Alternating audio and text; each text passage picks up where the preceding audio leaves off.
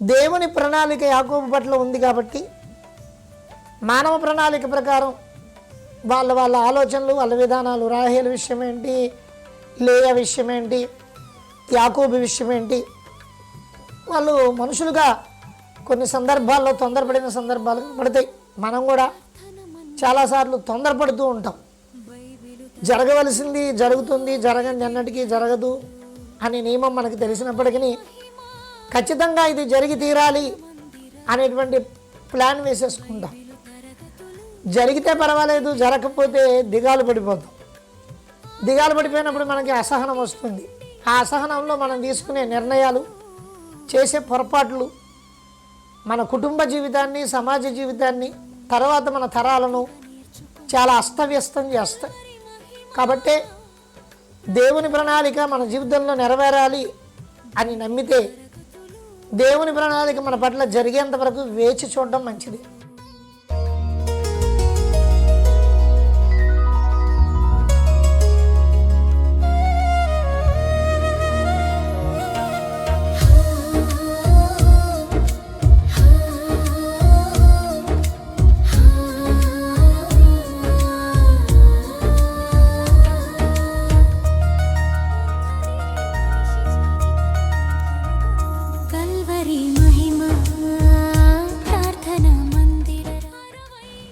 అయితే యాకోబుకి రాహేల్ మీదనే ప్రేమ ఎక్కువ ఉంది, కానీ లేయా మీద ప్రేమ లేదు.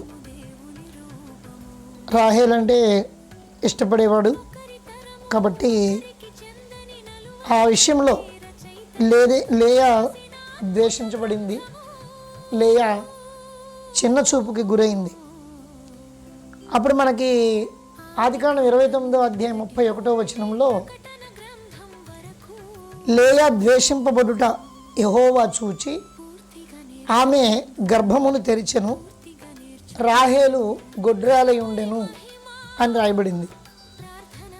అలా మనము లేయాను దేవుడు దర్శించడం, మొదటి కుమారుడు రూబేను, రెండవ కుమారుడు సిమ్యోను, మూడవ కుమారుడు లేవి, నాలుగవ కుమారుడు యోధ. వరుసగా ఆదికాండం 29వ అధ్యాయము 4 కుమారులను లేయా కనడం మనకు కనబడుతుంది. రాహేలు గర్భము మోయబడి ఉంటుంది. అప్పుడు 30వ అధ్యాయంలో మనం ధ్యానం చేస్తే 30వ అధ్యాయం నుండి మనము అధ్యయనం చేస్తే 30వ అధ్యాయం మనకేం తెలియజేస్తుంది అనంటే యాకోబు యొక్క కుటుంబము విస్తరించడం మనకి ఈ 30వ అధ్యాయంలో కనిపిస్తుంది. యాకోబు యొక్క కుటుంబ విస్తరణ ఈ అధ్యాయం ప్రధానంగా యాకోబు కుటుంబాన్ని మనకు ఎక్కువగా తెలియపరుస్తుంది. రాహేలు లేయా మధ్య పోటీ కనిపిస్తుంది. యాకోబు సంపదలో వృద్ధి చెందడం మనకు కనిపిస్తుంది. అంతేకాకుండా ఈ అధ్యాయంలో ఆదికాండం 30వ అధ్యాయము మొదటి నుండి చివరి వరకు దేవుని ప్రణాళిక, మానవుని బలహీనతలు, వాటితో పాటు మనుషుల ఈర్ష్యలు, విశ్వాసం అన్నీ మనకు కనిపిస్తాయి. 1 నుండి 8 వచనాల్లో ఆదికాండం 30వ అధ్యాయము 1 నుండి 8 వచనాల్లో మనకి రాహేలు ఇంకా సంతానం పొందదు.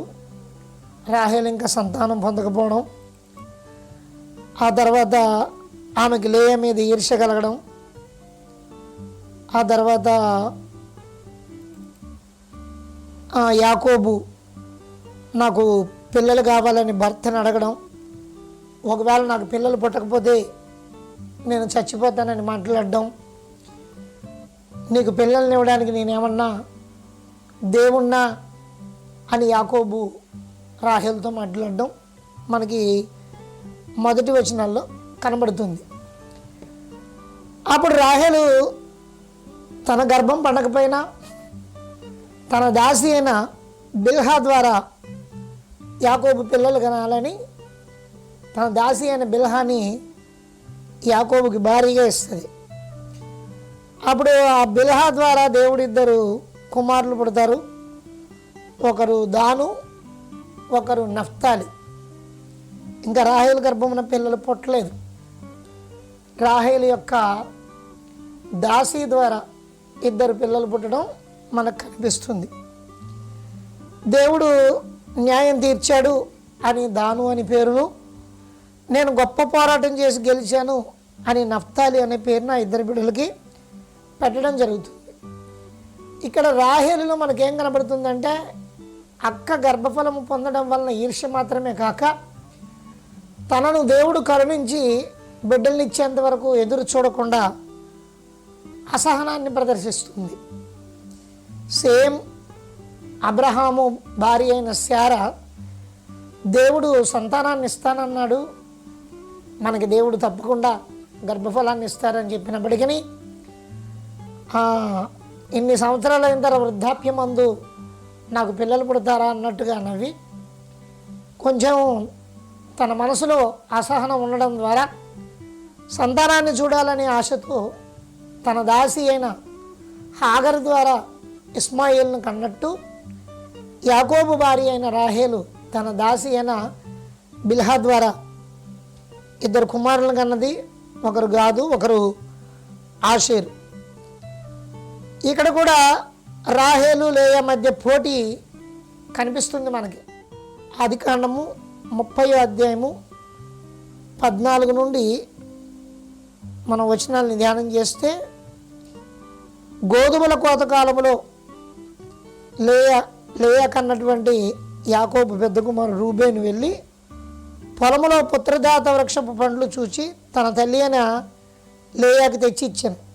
అప్పుడు రాహేలు, నీ కుమారుని పుత్రదాత వృక్ష పండ్లలో కొన్ని నాకు దయచేయమని లేయాని అడగడం, ఆమెమో నా భర్తను తీసుకున్నావు, ఈ పళ్ళు కూడా తీసుకుంటావు, వాళ్ళిద్దరి మధ్యలో కొంచెం ఘర్షణ కనిపిస్తుంది మనకి.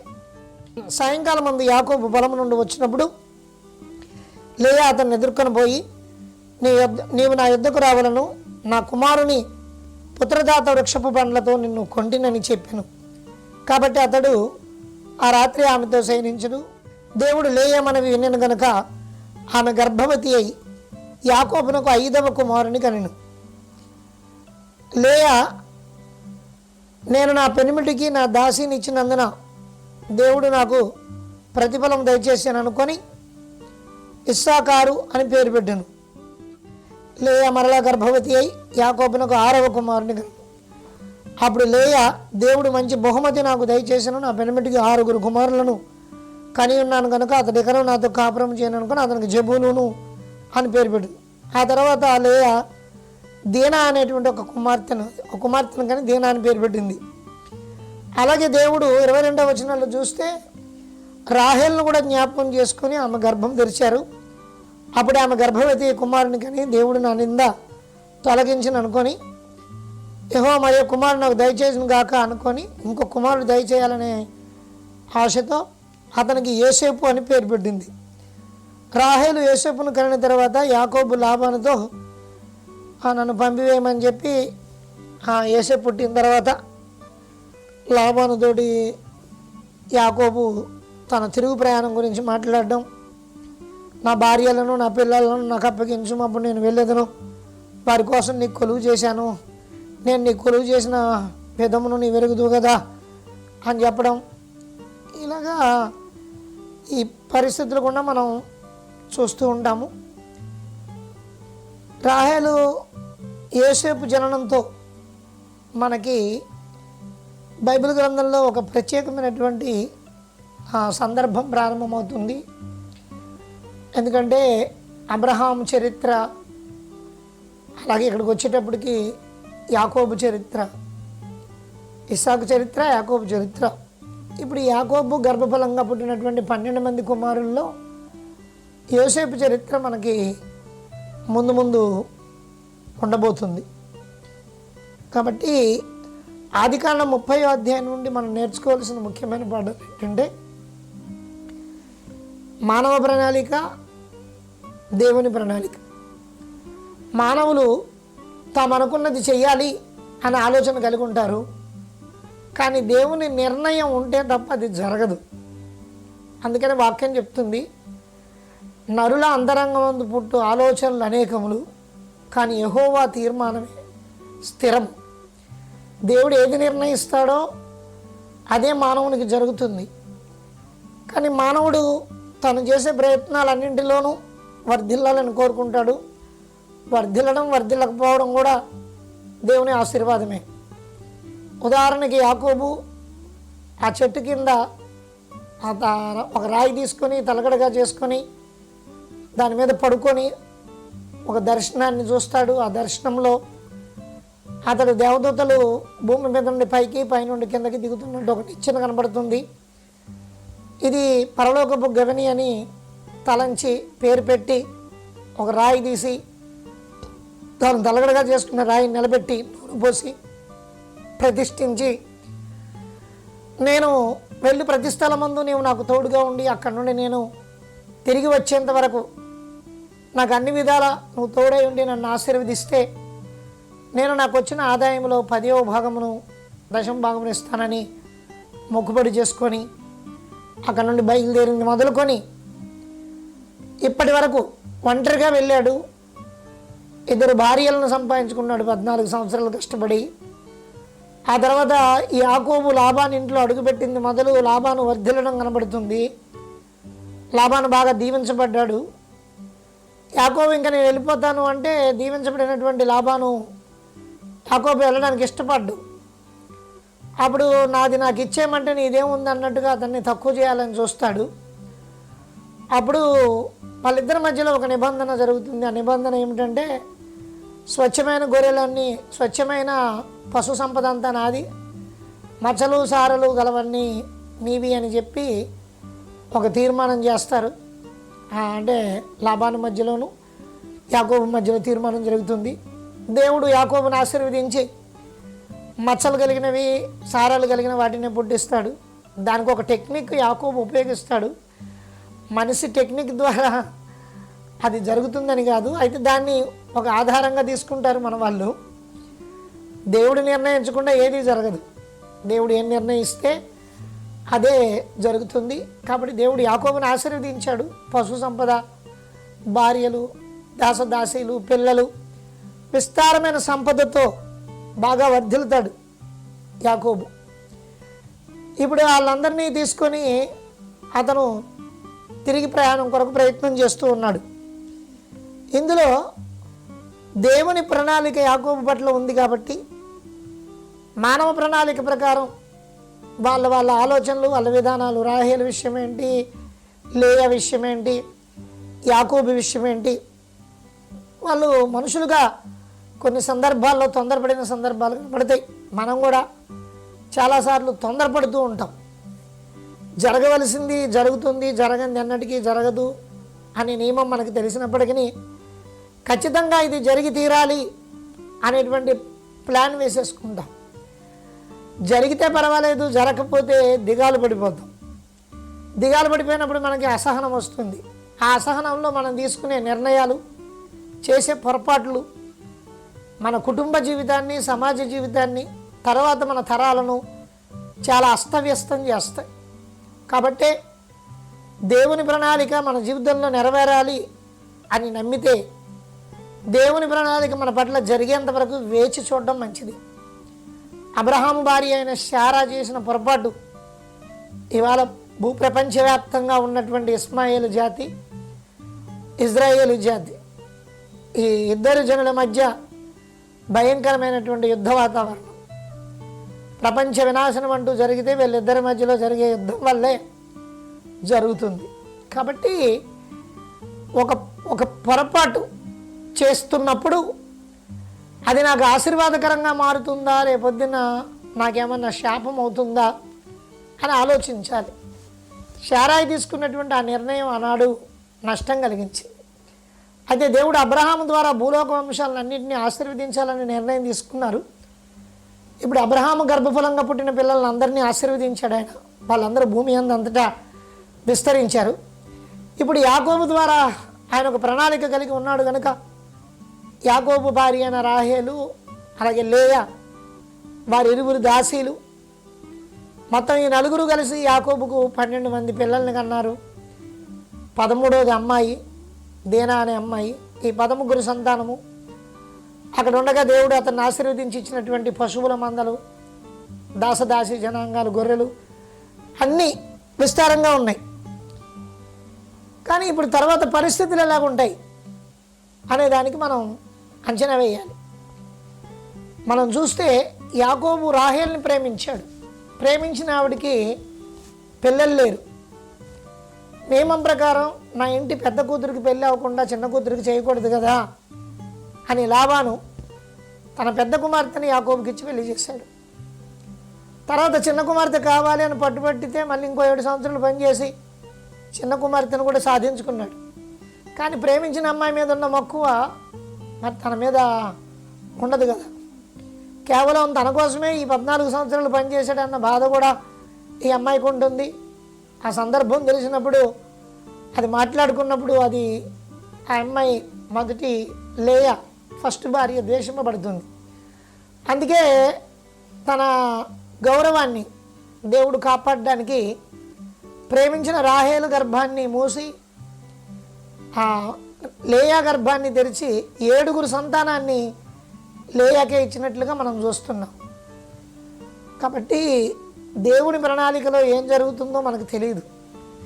కాబట్టి మన సొంత ఆలోచనలు, సొంత ఆవేశాలు, సొంత నిర్ణయాలు ఎంత ప్రమాదానికి దారితీస్తాయో అర్థం చేసుకొని దేవుని ప్రణాళిక కోసం, దేవుని నిర్ణయం కోసం, ఆయన చిత్తం కోసం కనిపెట్టుంటే కనుక జీవితం ధన్యమవుతుందని మనం అర్థం చేసుకోవాలి. పేతురు గారు అంటారు, తగిన కాలమందు దేవుడు మిమ్మల్ని హెచ్చించినట్లు ఆయన బలిష్టమైన చేతి క్రింద దీన మనస్కులై ఉండండి. కాబట్టి సమయం ఉన్నప్పుడు, మన కోసం నిర్ణయింపబడిన సమయంలో దేవుడు తప్పకుండా మనల్ని ఆశీర్వదిస్తాడు. ఓకే అండి. ఆదికాండం 30వ అధ్యాయంలో మానవ ప్రణాళిక, దేవుని ప్రణాళిక రెండిటి మధ్యలో ఆ వర్షస్ అంటారు కదా, యుద్ధం లాంటిది. తర్వాత మనుషులు తొందరపడతారు కానీ దేవుడు తన సమయానికి చేయాలనుకున్నది చేస్తాడు. ఈర్ష్య ప్రమాదకరమైంది. రాహేలు ఈర్ష్య దాసినిచ్చింది మళ్ళీ యాకోబుకి. కానీ తర్వాత రాహేలు లేయా పోటీ కుటుంబంలో కొన్ని ఉద్రిక్తతలు తీసుకొచ్చింది.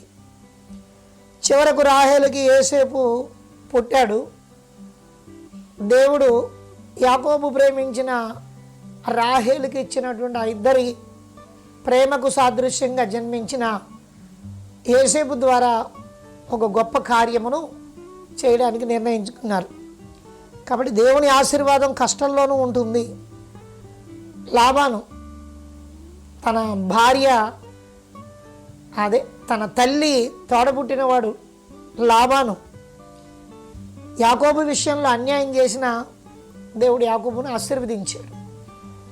దేవుని పేరు పెట్టబడిన ప్రియ దైవజనాంగమా, దేవుని పిల్లలారా, మనల్ని ఏర్పరచుకున్న దేవుడు మనల్ని విడువడు, ఎడబాయుడు. ఆయన మన పట్ల కలిగి ఉన్న నిర్ణయాన్ని ఖచ్చితంగా మన విషయంలో జరిగిస్తారు.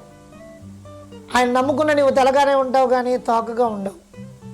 ఆశీర్వాదమునకు కారణభూతులొకటికే మీరు పిలువబడితిరి అని వాక్యం చెప్తుంది. కాబట్టి యేసు నామములో రక్షణ పొందిన ప్రియ దేవుని పిల్లలారా, యేసుక్రీస్తు వారిని మనసారా నమ్మండి. యేసుక్రీస్తు ద్వారా తండ్రి అయిన దేవునికి హృదయపూర్వకంగా ప్రార్థించండి. మన పట్ల దేవుడు ఏ ప్రణాళిక కలిగి ఉన్నాడో అది ఖచ్చితంగా జరుగుతుంది. మనం అనుకున్న ప్రతిదీ జరుగుతుందని పొరపాటును కూడా అనుకోవద్దు. ఆస్తైన అంతస్తైన ఆశీర్వాదమైన యెహోవా ఆశీర్వాదమే మనకి ఐశ్వర్యం ఇస్తుంది. అది మన కష్టార్జితం వల్ల ఎక్కువ కాదు. కాబట్టి దేవుని మీదే నమ్మకం ఉంచండి, దేవుణ్ణి అనుసరించండి. విడువక ఎడబాయక తోడుండి జీవితకాలం అంతా దేవుడు సపోర్ట్ చేస్తాడు.